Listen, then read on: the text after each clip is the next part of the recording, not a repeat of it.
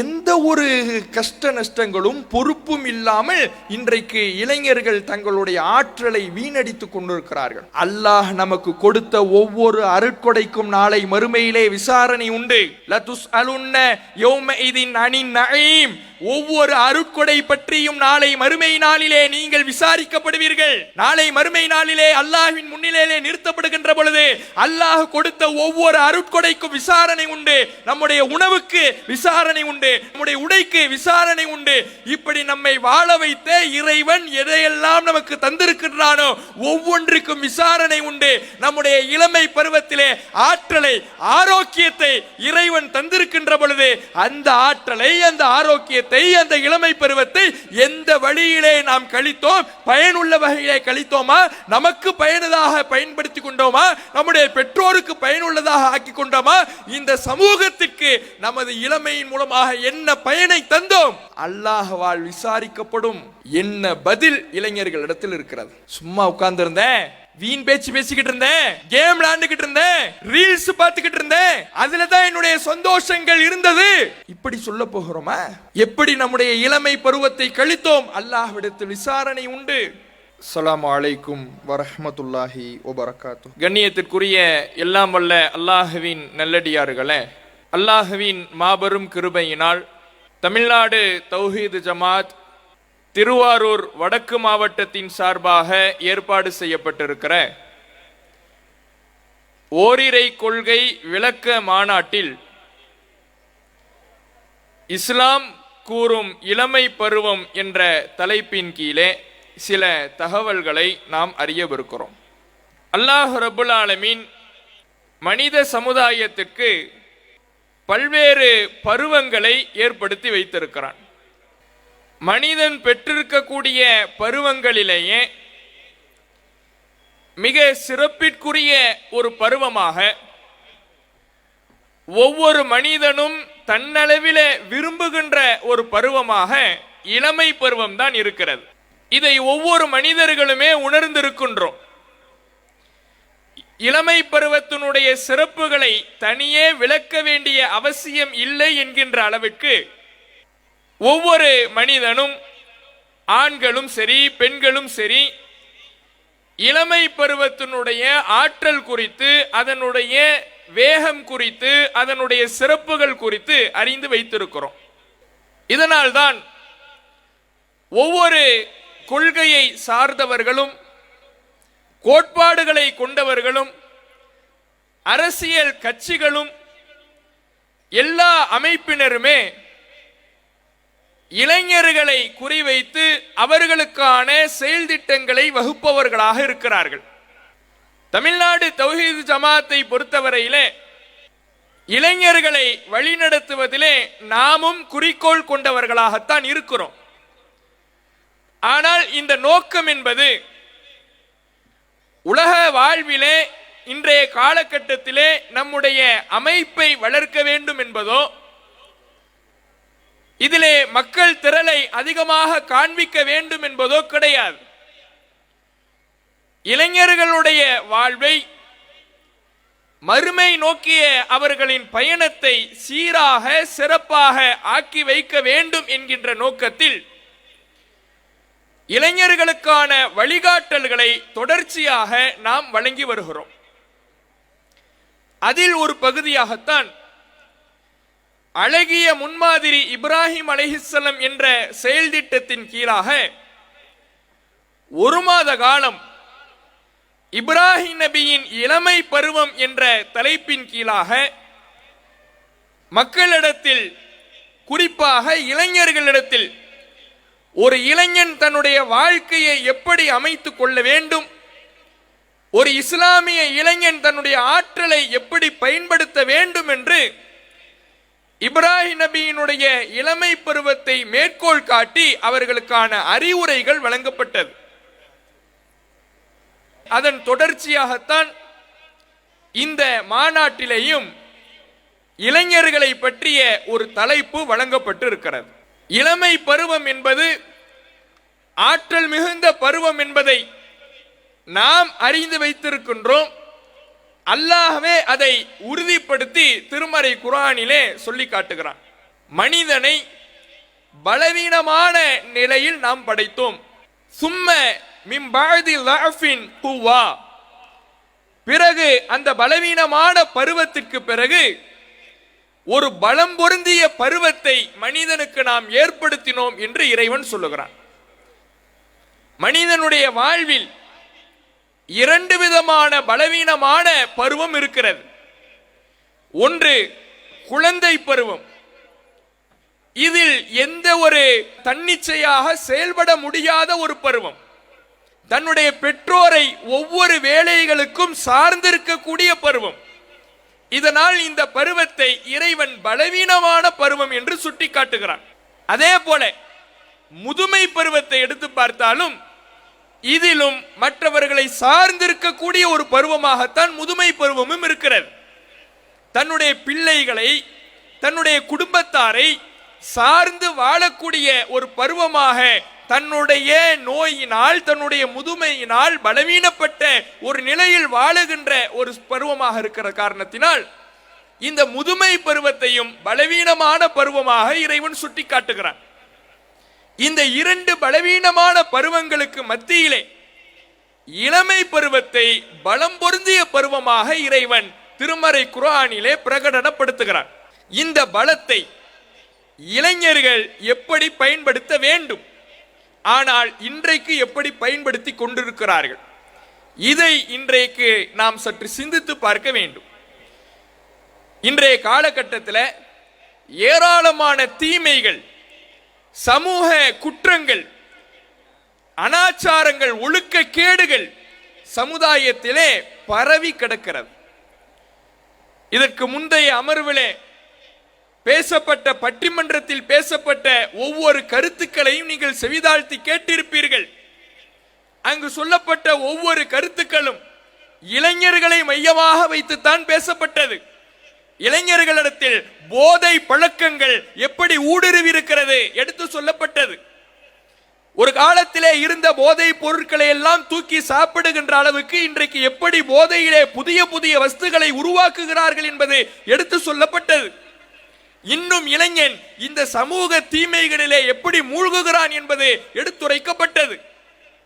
இப்படி நம்மை சுற்றி வாழக்கூடிய இந்த காலகட்டம் என்பது தீமைகள் மிக நெருங்கி வந்த ஒரு காலகட்டத்திலே நாம் வாழ்ந்து கொண்டிருக்கிறோம். ஒரு காலத்திலே பாவத்தை, குற்றத்தை செய்ய வேண்டும் என்றால் அந்த குற்றத்தை தேடி பயணித்து சென்று கொண்டிருந்த மனிதன் இன்றைக்கு ஒவ்வொரு குற்றத்தையும், தீமையையும், கேட்டையும் தன்னுடைய உள்ளங்கையில மொபைல் போன் வடிவிலேயே வைத்திருக்கிறான். எந்த சிரமமும் பட தேவையில்லை. ஒரு குற்றத்தை, ஒரு பாவத்தை செய்ய வேண்டும் என்றால் அவனிடத்தில் ஒரு போன் இருந்தால் போதும், எல்லா குற்றத்தையும் அவன் செய்து விடலாம். அப்படியான ஒரு காலகட்டத்தில் வாழ்ந்து வருகிறோம். செல்போன் என்பது ஒரு தொலைத்தொடர்பு சாதனம் தான். தொலைவில் இருக்கக்கூடியவர்களை தொடர்பு கொள்வதற்கான ஒரு சாதனம் தான். மக்களுடைய தொடர்பை நெருக்கி கொண்டு வந்து மிகப்பெரிய நன்மைகளை இந்த உலகத்திற்கு வழங்கிய சாதனம் தான், மாற்று கருத்து இல்லை. மக்களுடைய தொடர்பை நெருக்கத்தில் கொண்டு வந்த இந்த சாதனத்தின் மூலமாக மனிதன் தன்னுடைய இச்சையின் காரணத்தினால், ஆசையின் காரணத்தினால், அவனுடைய உள்ளத்தில் ஷைத்தான் பின்னிய வலைகளின் காரணத்தினால் தீமைகளையும் தனக்கு அருகாமையிலே கொண்டு வந்து நிறுத்தி கொண்டிருக்கிறான்.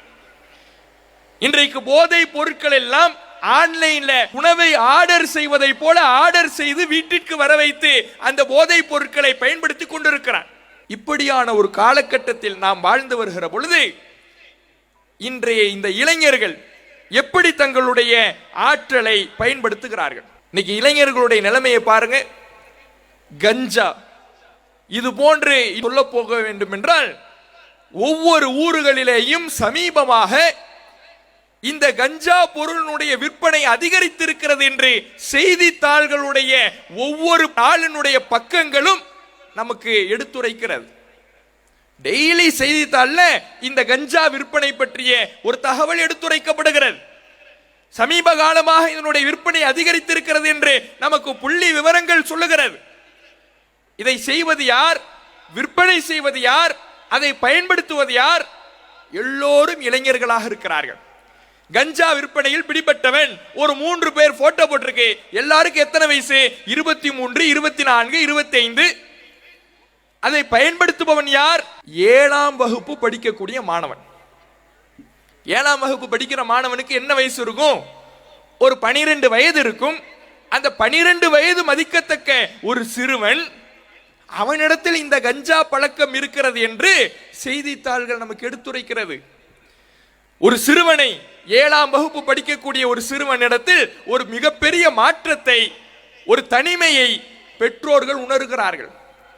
நல்லா படிச்சுக்கிட்டு இருந்தான் புள்ள, திடீர்னு இவன்ட்ட ஏதோ ஒரு மாற்றம் இருக்கிறது, அவனிடத்தில் ஏதோ ஒரு தனிமையை அவன் சார்ந்தே இருக்கின்றான்.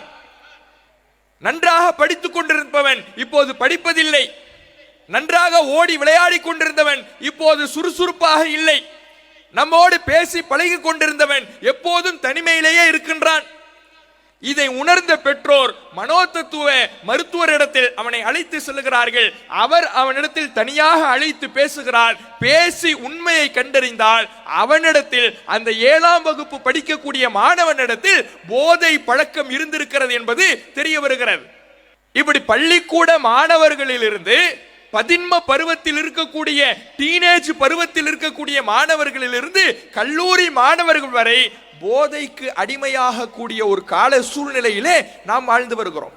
இப்படி கஞ்சா, சிகரெட்டு, மது, இது போன்ற போதை வஸ்துகள் ஒரு புறம் என்றால், இன்னொரு பக்கத்தில் செல்போனிற்கு அடிமையாகி ஒரு மாய உலகத்தில் வாழ்ந்து வருகிறான். அது என்ன மாய உலகம்? தன்னை சுற்றி என்ன நடக்கிறது என்பது அவனுக்கு தெரியல. தன்னுடைய வீட்டில் என்ன கஷ்டம் நிலவுகிறது அவனுக்கு தெரியல. தன்னுடைய சமுதாயம் எவ்வளவு அவலத்தில் இருக்கிறது அவனுக்கு தெரியல. அவன் இருப்பதெல்லாம் ஒரு கற்பனை கோட்டையிலே, கற்பனை உலகத்தில், ஒரு மாய உலகத்தை அந்த செல்போன், அந்த சமூக ஊடகங்கள் வடிவமைத்து காட்டுகிறது. அதிலேயே அவன் வாழ்ந்து வருகிறான். போனிலே எப்போதும் உட்கார்ந்து இருக்கிறான். எப்போது பார்த்தாலும் போன், எப்போது பார்த்தாலும் யூடியூப், எப்போது பார்த்தாலும் ஃபேஸ்புக், எப்போது பார்த்தாலும் இன்ஸ்டாகிராம், அதனுடைய ரீல்ஸ் தள்ளி தள்ளி பார்க்கக்கூடியவன், அவனுடைய மூளையில் என்ன பதிவாகிறது என்றால், இதுதான் நிஜ உலகம், நம்மை சுற்றி இருப்பது நிழல் உலகம் என்பதை போல அவனுக்கு பதிவாகுது. ஒரு மாய தோற்றம். அந்த ரீல்ஸ்ல என்ன பார்க்கிறான்? எல்லோரும் உலகத்தில் எல்லாரும் நல்ல ஒற்றுமையா வாழ்றான், நம்மை சுற்றி எந்த பிரச்சனையுமே இல்லை. நல்ல ஒரு ஐபோன் வாங்கிக்கிட்டு, 1 லட்சம் ரூபாய் கொடுத்து ஐபோன் வாங்கி அதை பிறர் கண்களுக்கு காண்பித்து வாழ்வதுதான் ஒரு நல்ல மதிப்புமிக்க வாழ்வு. கேடிஎம் டியூக் பைக் வாங்கி நாம அதை மக்கள் மத்தியிலே ஓட்டி செல்வதுதான் நம்முடைய வீரத்திற்கான அடையாளம். ராயல் என்ஃபீல்டு புல்லட் வாங்கி அதை தெருக்களிலே சத்தமாக ஓட்டி செல்வதுதான் நமக்கான அங்கீகாரத்தை பெற்றுத் தருகிற செயல். இதெல்லாம் எங்கிருந்து படிக்கிறான்? போன்ல இருந்து தான். அவன் பார்க்கிற ரீல்ஸ்ல இருந்து தான், அவன் பார்க்கிற யூடியூப்ல இருந்து தான், அவன் பார்க்கிற ஃபேஸ்புக்ல இருந்தும், அவன் பார்க்கிற இன்ஸ்டாகிராம்ல இருந்தும் தான் இது போன்ற தவறான ஒரு மாய உலக பிம்பத்தை அவன் கண்டறிகிறான். அவனுக்கு அதுதான் பெருசா தெரியுது. அப்ப இந்த மாய உலகத்துல வாழக்கூடியவன், செல்போன்ல நாம ஐபோன் வச்சுக்கிட்டாதான் நாம ஒரு மேல்தட்டு மக்கள் என்பது போன்று மக்கள் எண்ணுவார்கள். கேடிஎம் டியூக் பைக் வச்சிருந்தாதான் நமக்கான ஒரு அடையாளம், புல்லட் வச்சிருந்தாதான் நமக்கான ஒரு அங்கீகாரம். இப்படி அவன் நினைக்கும் பொழுது, இந்த மாய உலகத்தில் வாழும் பொழுது, அவனுடைய குடும்பத்தில் என்ன கஷ்டம் இருக்குது அவனுக்கு தெரியல. வீட்டில் சாப்பிடுவதற்கு சிரமப்படுகிறார்கள். தகப்பனார் ஒருவேளை உணவை அந்த குடும்பம் உண்ண வேண்டும் என்பதற்காக வியர்வையை சிந்துகிறார், இரத்தத்தை சிந்துகிறார், பெரும்பாடுபடுகிறார், தன்னுடைய இரவு முழுவதும் கண்விழித்து உழைக்கிறார், கஷ்டப்படுகிறார். அந்த கஷ்டம் அவனுக்கு தெரியவில்லை. எனக்கு புல்லட் வாங்கி கொடுத்தா இந்த வீட்டில் இருப்பேன், இல்லைன்னா இப்பவே இந்த வீட்டில இருந்து நான் வெளியே போறேன். எனக்கு கேடிஎம் டியூக் பைக் வாங்கி கொடுக்கிறதும் ஐபோன் வாங்கி கொடுக்கிறதும் தான் பெற்றோராகிய நீங்க என் மேல பாசமா இருக்கிறதுக்கான அடையாளமே என்று அவன் நினைக்கிறான். நம்மளை பெத்தவங்க, நம்ம தாயி, நம்ம தகப்பன், நமக்கு ஒருவேளை சாப்பாடு போடுறதுக்கு எவ்வளவு கஷ்டப்படுறா அது தெரியல. நம்மளை படிக்க வைக்கிறதுக்கு எவ்வளவு கஷ்டப்படுறா அது கண்ணு முன்னாடி வரல. அவனுக்கு என்ன தோணுதுன்னா, புல்லட் ஃப்ரெண்டுடைய தகப்பனார் வாங்கி கொடுத்துட்டு இருக்கிறாரு, என் தகப்பன் வாங்கி கொடுக்கலைன்னா என் தகப்பனுக்கு என் மேல பாசம் இல்லை. அப்ப குடும்ப கஷ்டம் இவனுக்கு தெரியல, குடும்பத்தில் என்ன சூழல் இருக்கிறது தெரியல. இதனால என்ன நடக்குதுன்னா, இந்த செல்போன்லயே மூழ்கிக்கிட்டு இருக்கிறவன் கேம்கள்ல மூழ்கிறான், தன்னுடைய ஒட்டுமொத்த நேரத்தையும் கேம்கள்ல கழிக்கிறான். ஒரு சின்ன பிள்ளைக்கு இருக்கின்ற அறிவு தான் அவன் 25 வயது ஆனாலும் 30 வயது ஆனாலும் அவனுக்கு இருந்துகிட்டே இருக்குது. வேற வெளி உலக பழக்கமோ மற்றவர்களுடைய தொடர்போ குடும்ப கஷ்டத்தையோ சமூக அவலத்தையோ தெரிந்து புரிந்து அதற்காக தன்னுடைய செயல்பாடுகளை அமைத்துக் கொண்டான் என்றால் அவன் அதற்காக உழைப்பவனாக மாறுவான். இவன் வேலைத்தான் டெய்லி 24 மணி நேரம் போன்லயே இருக்குதே, போன்லயே 24 மணி நேரம் இருக்குது, வெளித்தொடர்பு தெரியல, கஷ்ட நஷ்டம் தெரியல, குடும்பத்தினுடைய பாரம் தெரியலைன்னா இந்த சிறு பிள்ளைக்கு ஒரு 5ஆம் வகுப்பு படிக்கக்கூடிய மாணவனுக்கு என்ன அறிவு இருக்குமோ அவன் 25 வயசு ஆகுது 30 வயசு ஆகுது அதே நிலைமையிலே இருக்கிறான், கேம்லே மூழ்கிக்கிட்டு இருக்கிறான். சமீபத்தில் நாம் அனைவரும் சமூக வலைதளத்தின் வாயிலாக செய்தி ஊடகத்தின் வாயிலாக ஒரு செய்தியை அறிந்திருப்போம். ஒரு நிகழ்ச்சியில ஒரு பக்கம் பிள்ளைகள், இன்னொரு பக்கம் பெற்றோர். 25 வயது 30 வயது படிப்பை முடித்தாலும் வேலைக்கு செல்லாத பிள்ளைகள் ஒரு பக்கம், அவர்களை பெற்ற பெற்றோர்கள் ஒரு பக்கம். அந்த வீடியோவை பார்த்தாலே கண் நெஞ்சும் கரைகின்ற அளவுக்கு அந்த பெற்றோருடைய வார்த்தைகள் இருக்கும். அதுல இருக்கக்கூடிய தகப்பனாரு பெற்றோரு ஒரு பக்கம் இருக்கிறாங்க, பிள்ளைகள்கிட்ட நிருபர் கேட்கிறாரு, நீங்க ஏன் இன்னும் வேலைக்கு போகல? வேலைக்கு போறது எனக்கு செட் ஆகல. ஏன் செட் ஆகல? 9 மணிக்கெல்லாம் வேலைக்கு வர சொல்றாங்க, அது எனக்கு பிடிக்கல. அப்ப என்ன செய்ய போறீங்க? நான் ஒரு கேம் கம்பெனி உருவாக்க போறேன். சரி, கேம் கம்பெனி உருவாக்குறதுன்னா அது சாதாரணமா நடக்காது, அதுக்கு நீங்க என்ன ஐடியா வச்சிருக்கீங்க தெரியல. அப்போ உங்களுக்கு கேம் விளையாடுறது தான் பிடிச்சிருக்குதே தவிர உழைக்கணுங்கிற எண்ணம் இல்ல. தகப்பனார் கண்ணீர் வடிக்கிறார். என் பிள்ளைய நான் படிக்க வைக்கிறதுக்காக லட்சத்தை செலவழித்தேன், அந்த லட்சம் என்னுடைய ஒரு நாளிலே எனக்கு கிடைத்து விடவில்லை. பல நாள் தூக்கத்தை இழந்திருக்கிறேன், பல மூட்டைகளை சுமையாக சுமந்திருக்கிறேன். ஆனால் எந்த வழியும் தெரியாமல் வளர்ந்த இவனுக்கு அதை பற்றி புரியல. கேம்ல இருக்கிறான், குடும்ப கஷ்டம் தெரியல, தெரியாமல் அவன் இன்னும் அந்த கேம்கள்லயே இருக்கிறான், வருத்தப்படுறார்.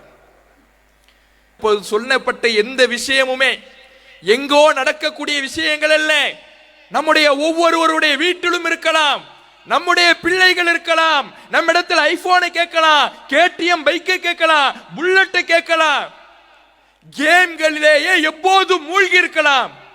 இதுவெல்லாம் இன்றைக்கு இளைஞர்கள் தங்களுடைய இளமையை இப்படி தவறாக பயன்படுத்தி காலத்தை நேரத்தை வீணடித்துக் கொண்டிருக்கிறார்கள். அப்ப இஸ்லாம் எப்படி இளைஞர்களை பக்குவப்படுத்துகிறது?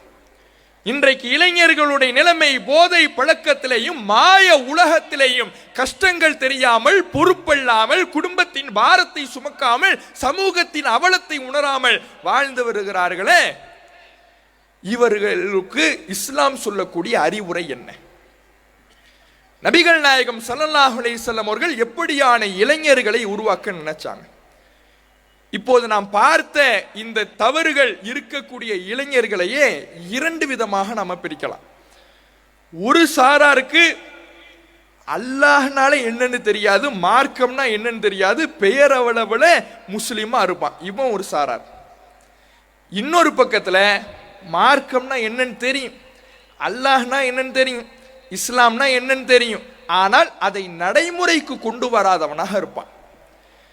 இப்ப இந்த நடைமுறைக்கு கொண்டு வராதவனாக இருக்கிறானே, இவனுக்கு என்ன அறிவுரைகளை மார்க்கம் சொல்லுகிறது? பெயரளவுல முஸ்லிமா இருக்கிறான், ஆனா அவனுக்கு அல்லாஹ்னா என்னன்னு தெரியுது, நபினா என்னன்னு தெரியுது, இஸ்லாம்னா என்னன்னு தெரியுது, ஆனால் அதை அவன் நடைமுறைக்கு கொண்டு வரல. நபிகள் நாயகம் ஸல்லல்லாஹு அலைஹி வஸல்லம் அவர்களை ஒருவன் தவறாக பேசிவிட்டால், கேலி சித்திரம் மறைந்து விட்டால், இவன் பயன்படுத்துகிற அதே சமூக வலைதளத்துல இவனும் ஸ்டேட்டஸ் வைப்பான்.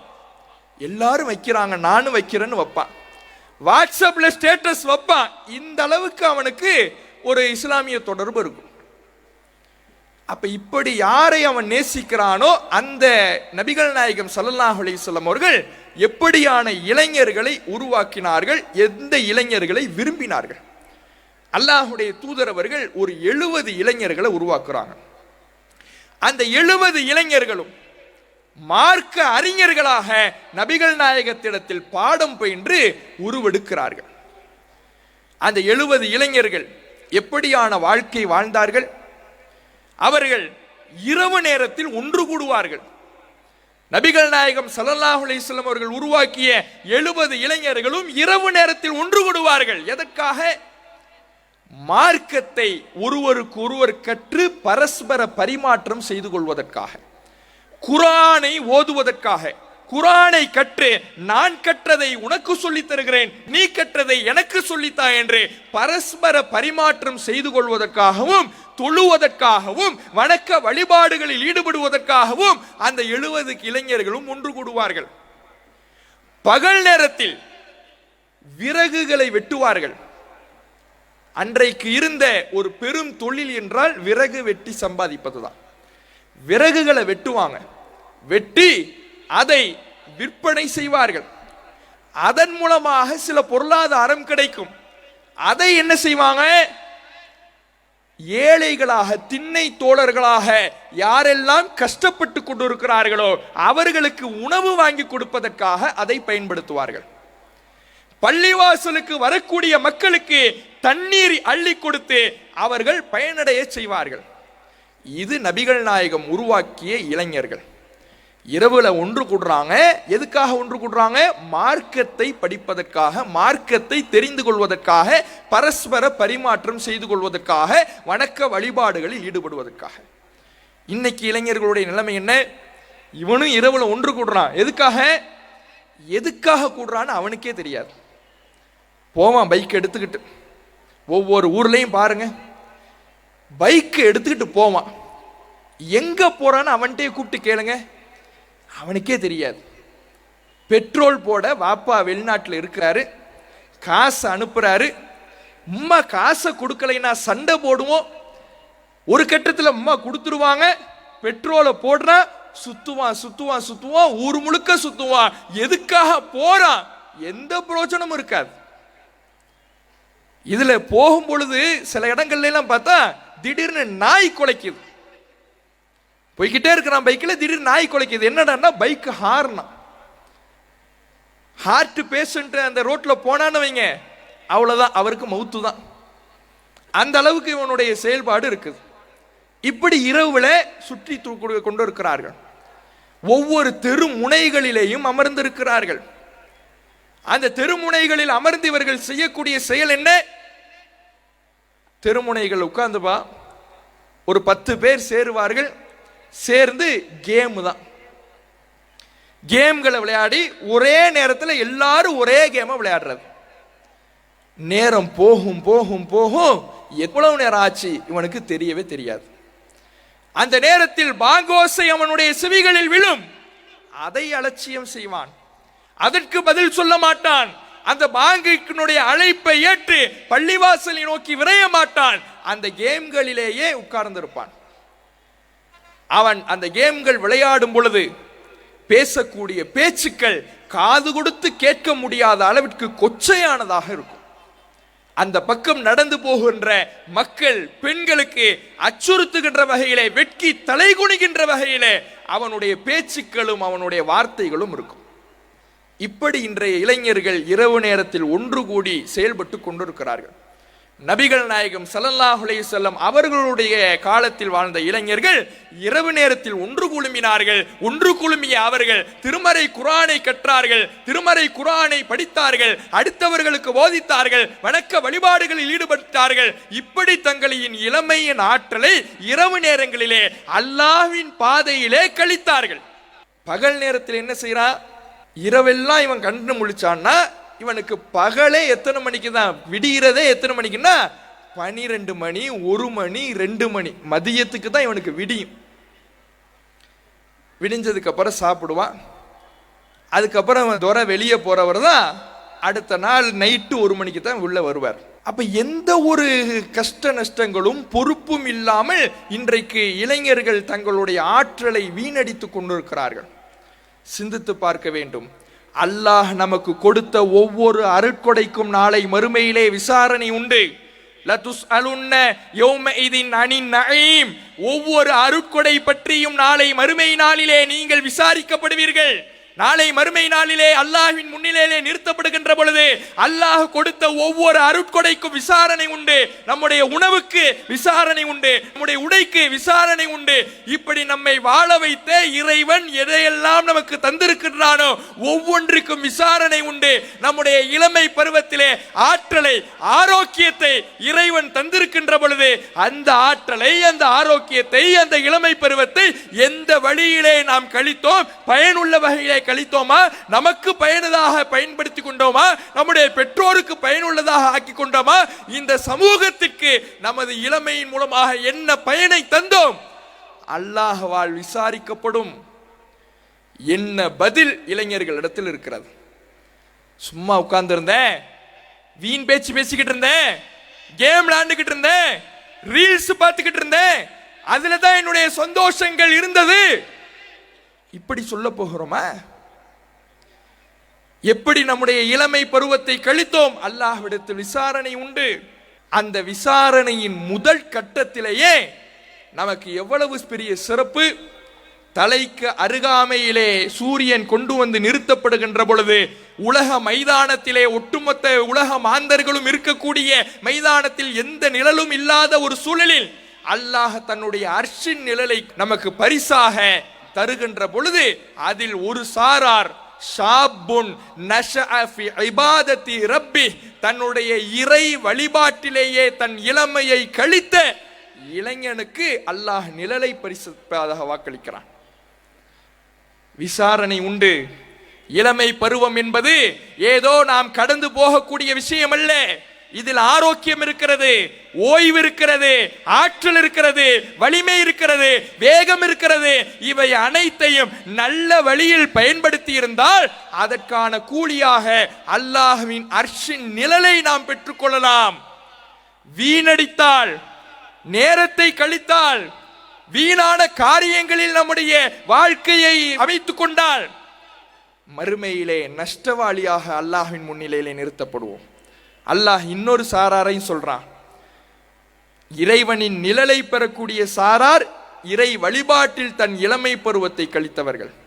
இன்னொரு சாரார் யார்? நரகத்தில் வீசப்படுவார்கள்.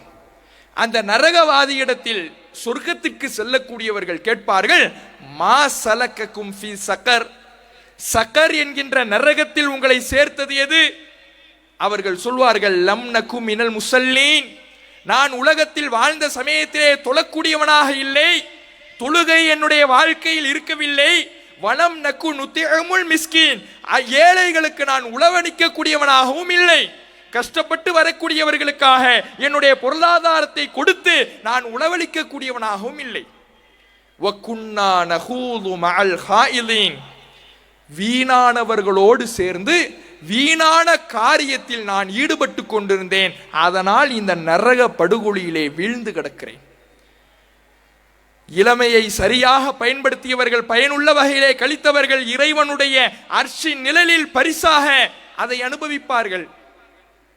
வீணான காரியங்களில் ஈடுபட்டவர்கள் சக்கர் என்கின்ற நரகத்தில் இறைவனால் வீசப்படுவார்கள். அவர்களிடத்தில் தொழுகை இருக்காது, ஏழைக்கு உணவளித்திருக்க மாட்டார்கள், வீணான காரியத்தில் ஈடுபடுவார்கள்.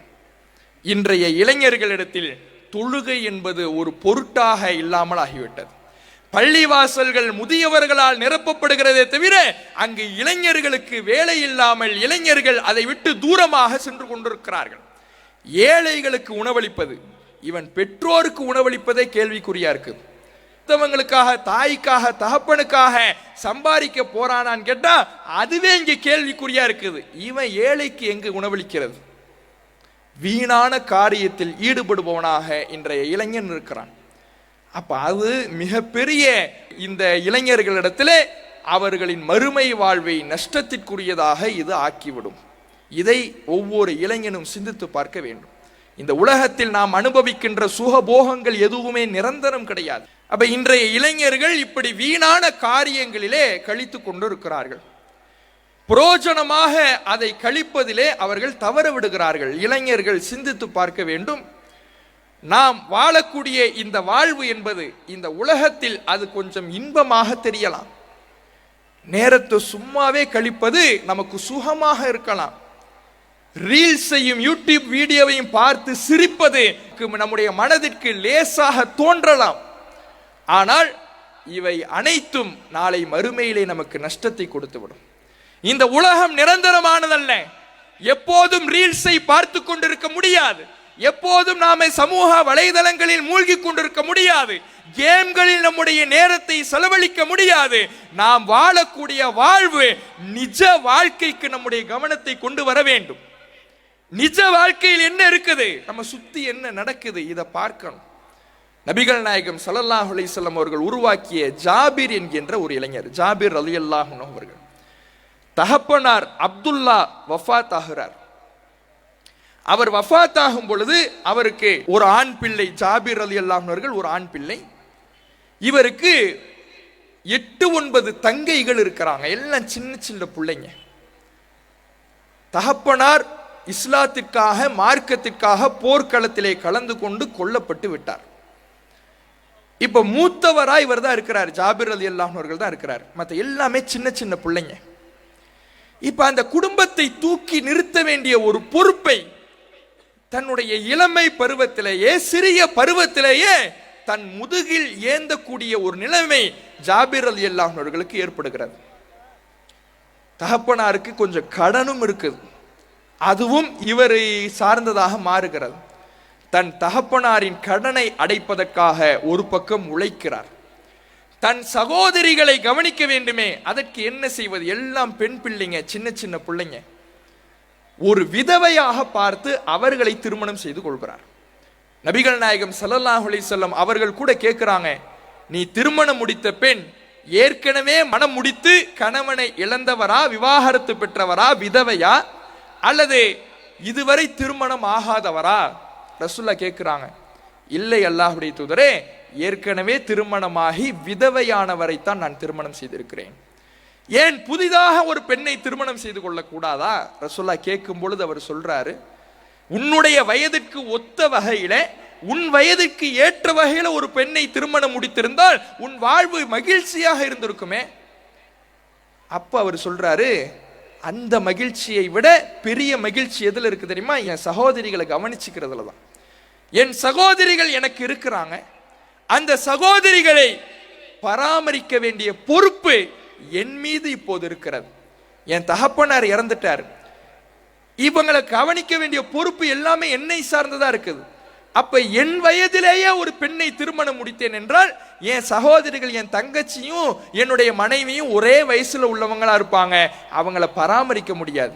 அதனால் என்னை விட வயதில் மூத்த, ஏற்கனவே மனம் முடித்து விதவையான, வாழ்வில் பக்குவத்தை பெற்ற ஒரு பெண்ணை திருமணம் முடித்தேன் என்றால் என் சகோதரிகளை பராமரிப்பதற்கு தோதுவாக இருக்கும். எவ்வளவு பெரிய குடும்ப பொறுப்புன்னு பாருங்க. இந்த பொறுப்பு இன்னைக்கு இளைஞர்கள் இடத்துல பார்க்க முடியுமா? தகப்பனார் மௌத்தாயிட்டாரு, திடீர்னு எப்ப மௌத்து வரும்னு சொல்ல முடியுமா? போருக்கு போய் மௌத்தாயிட்டாரு. இன்றைக்கு நிம்மதியாக ரீல்ஸ் பார்த்துக்கிட்டு இருக்கிற, கேம் விளையாடி கொண்டிருக்கிற ஒவ்வொரு இளைஞனும் தன்னுடைய குடும்பத்தை யோசிக்க வேண்டும். தன்னுடைய தகப்பனார் இருக்கிற வரை சுகமாக உட்கார்ந்து ரீல்ஸ் பார்க்கிறோமே, கேம் விளையாடுறோமே, நம் தகப்பனாருக்கு திடீரென்று ஒரு மரணம் வந்து விட்டால், காலையில் வேலைக்கு செல்பவர் மாலையில் வீடு திரும்பவில்லை என்றால் அந்த குடும்பத்தின் நிலைமை என்ன? அதற்கான பொறுப்புணர்வு நமக்கு தகப்பனார் வாழுகிற காலகட்டத்திலேயே வந்து விட்டதா? திடீரென்று அவர் சென்று விட்டால் அந்த குடும்பத்தை தூக்கி நிறுத்துகின்ற அளவுக்கான பக்குவத்தை நாம் பெற்றுவிட்டோமா? இன்னைக்கு ரீல்ஸ்ல பார்க்கிற சந்தோஷமும், கேம்ல பார்க்கிற சந்தோஷமும் நம்முடைய குடும்பத்தை காப்பாற்ற போவதில்லை, எந்த பயனையும் தரப்போறதில்லை. அப்ப அதற்கு நாம், நம்முடைய தகப்பனார் இருந்தாலும் இந்த குடும்பத்தினுடைய பொறுப்பில் அக்கறை கொண்டவர்களாக இருந்தால் மாத்திரம்தான், திடீரென்று இது போன்ற ஒரு சூழல் வந்தால் அது நம்முடைய குடும்பத்தை நாம் காப்பாற்றுவதற்கு தோதுவாக இருக்கும். ஜாபிர் ரலியல்லாஹு அன்ஹு அவர்கள் அப்படியான ஒரு பொறுப்புள்ள இளைஞராக இருந்தார் என்பதை வரலாறு நமக்கு சொல்லிக் கொடுக்கிறது. இது குடும்ப பொறுப்பு. இன்னொரு பக்கம் நபிகள் நாயகம் ஸல்லல்லாஹு அலைஹி வஸல்லம் அவர்கள் உருவாக்கிய இளைஞர்கள் சமூக பொறுப்பு கொண்டவர்களாகவும் இருந்தார்கள். எப்படி? அல்லாஹ்வுடைய தூதர் அவர்கள் உருவாக்கிய இளைஞர் ஸைத் பின் சாபித் ரலியல்லாஹு அன்ஹு அவர்கள். அந்த ஸைத் பின் சாபித் ரலியல்லாஹு அன்ஹு அவர்கள் குர்ஆனை தொகுத்தார்ல, குர்ஆனை எழுதிய குர்ஆனை தொகுத்த இளைஞர்கள் அவரும் ஒருத்தர். மிகச்சிறந்த அறிவாளி, மிகச்சிறந்த புத்திசாலி. அந்த ஸைத் பின் சாபித் ரலியல்லாஹு அன்ஹு அவர்களை ஒரு நாள் ரசூலுல்லாஹ் கூப்பிடுறாங்க. கூப்பிட்டு நீ யூதர்களுடைய மொழியை கற்றுக்கொள்ள வேண்டும் அப்படிங்கிறாங்க. ஏன் அப்படிங்கும் பொழுது, இல்ல நாம நிறைய கடிதங்கள் எழுதுறோம். ரசூலுல்லாஹ் நிறைய லெட்டர் எழுதுவாங்க, நிறைய பக்கத்து நாட்டு மன்னர்களுக்கும் குறுநில அரசர்களுக்கும் கடிதம் எழுதுவாங்க. அப்படி எழுதும் போது அரபி மொழிக்காரர்களுக்கு அரபியில கடிதம் நீங்க எழுதி கொடுத்துடுறீங்க. யூதர்களுக்கு கடிதம் எழுதும் பொழுது அவர்களின் மொழி தெரிந்தவர் நம்மில் யாருமே இல்லை. இதனால யூதர்களையே அழைத்து கடிதம் எழுத வேண்டிய சூழலில் இருக்கிறோம். நம்முடைய நாட்டில் வசிக்கின்ற மற்ற யூதர்களை கூப்பிட்டு நாம சொல்லுறோம், அவங்க எழுதுறாங்க. நாம சொன்னதை தான் அவங்க எழுதுனாங்களா, நாம சொன்னதை தான் அவங்க பதிவு செஞ்சாங்களா, படிச்சு பார்க்க கூட நமக்கு தெரியாது. நாம சொல்லாத கருத்தை எல்லாம் அதுல எழுதி அது நாளைக்கு பெரும் பூகம்பமாக வெடித்து விடக்கூடாது. இதனால நம் சமூகத்திற்கே அச்சுறுத்தலாக இருக்கின்ற இந்த அறியாமை இருள் நீங்க வேண்டும். நீ யூதர்களின் மொழியை கற்றுக்கொள் என்று ரசூலுல்லாஹ் சொல்றாங்க. சொன்ன 15 நாளில் 2 வாரத்தில் யூதர்களுடைய மொழியை எழுத படிக்க கற்றுக்கொண்டு ஸைத் பின் சாபித் ரலியல்லாஹு அன்ஹு வருகிறார். ஏன்? இந்த சமூகத்தில் இருக்கக்கூடிய ஒரு அறியாமை இந்த சமூகம் நசுக்கப்படுவதற்கு, அநீதிக்குள்ளாக்கப்படுவதற்கு, ஏமாற்றப்படுவதற்கு, துரோகம் இழைக்கப்படுவதற்கு காரணமாக அமைந்துவிடக் கூடாது என்பதற்காக சமூகத்திற்காக தன்னுடைய நேரத்தை ஒதுக்கி கல்வியை கற்றுக்கொள்றாரே, இது இன்றைய இளைஞர்களிடத்தில் இருக்குதா? இன்றைக்கு இஸ்லாமிய சமூகம் இந்த இந்திய நாட்டிலே சுதந்திரத்துக்காக எவ்வளவோ பாடுபட்டும் கூட ஏராளமான விஷயங்களில் தொடர்ச்சியாக ஏமாற்றப்பட்டு, முதுகில் குத்தப்பட்டு, துரோகம் இழைக்கப்பட்டு, அநியாயத்துக்குள்ளாக்கப்படுகிறது. நம்மிடத்தில் கல்வி இருந்தால், அதிகாரம் இருந்தால் இதுவெல்லாம் நடக்காமல் நாம் ஓரளவு நம்மை தற்காத்துக் கொள்ள முடியும். அதனால் நான் கல்வியிலே முன்னேறுகிறேன், நான் கல்வியிலே மேலிடத்திற்கு செல்லுகிறேன் என்று யோசிக்கக்கூடிய பொறுப்புணர்வோடு நடந்து கொள்ளக்கூடிய இளைஞர்கள் இருக்கிறாங்களா? இவன் குடும்பத்தை பத்தியே யோசிக்க மாட்டேங்கிறானே, அப்புறம் எப்படி சமூகத்தை பத்தி? அப்ப இளைஞர்கள் தனக்கு கொடுத்திருக்கிற அந்த ஆற்றலை பயன்படுத்தி நல்ல வழியில் அதை கழிக்கக்கூடியவர்களாக இருக்கணும். இன்றைக்கு தௌஹீது ஜமாத் சில இளைஞர்களை உருவாக்கி வைத்திருக்கிறது. இன்றைக்கு இந்த மாநாட்டினுடைய ஏற்பாடுகள் பெரும்பாலும் இளைஞர்கள் இவ்வளவு பெரிய ஏற்பாடுகளையும் செய்து முடித்திருக்கிறார்கள். அவர்களில் அரசு துறைக்கான தேர்வுகளை எழுதக்கூடியவர்களும் இருக்கிறாங்க. அதிலே கல்வியிலே பெரும் பெரும் படிப்புகளை படிக்கக்கூடியவங்களும் இருக்கிறாங்க. இன்ஜினியரிங் படித்தவங்க இருக்கிறாங்க. இப்படி எல்லா துறைகளிலேயும் அவர்கள் இருந்தாலும் அல்லாஹ்வின் மார்க்க பணி என்று வருகின்ற பொழுது களத்தில் இறங்கி உழைக்கிறார்கள். இது போன்ற இளைஞர்களை தௌஹீது ஜமாத் உருவாக்கி வைத்திருக்கிறது. அப்ப இந்த மார்க்க ஏகத்துவ கொள்கை நம்முடைய உள்ளத்தில் வந்துவிட்டது என்றால், இப்ராஹிம் நபியினுடைய கொள்கை நமக்கு ஒழுக்கத்தை போதிக்கும், நல் வழியை போதிக்கும். அதை நோக்கித்தான் மக்களை நாம் அழைக்கிறோம். நம்முடைய இளமை பருவத்தை சரியாக வழிநடத்தக்கூடியவர்களாக, பயன்படுத்தக்கூடியவர்களாக ஒவ்வொரு இளைஞர்களும் இருக்க வேண்டும் என்று சொல்லி எனது உரை நிறைவு செய்கின்றேன். அஸ்ஸலாமு அலைக்கும் வரஹ்மத்துல்லாஹி.